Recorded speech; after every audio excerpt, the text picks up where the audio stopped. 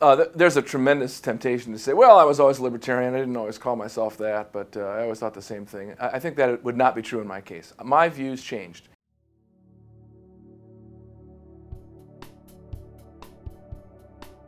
And my views changed because I moved to Washington and I hung around and I saw the way things really work. And my libertarianism is a triumph of experience over hope. When you watch the way that the administrative state in particular, but also the legislative and executive parts of the government as well, when you watch the way that they actually behave in practice over years, you realize that people are just people. Incentives, bad incentives will always trump good intentions, and you're going to wind up with a lot of mistakes.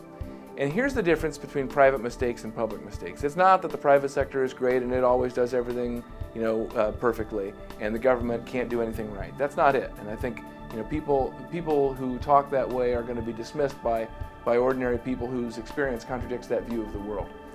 The real difference between public mistakes and private mistakes is that public mistakes tend to be bigger and they do not correct themselves, and their effects are not felt typically by the people who made the mistakes.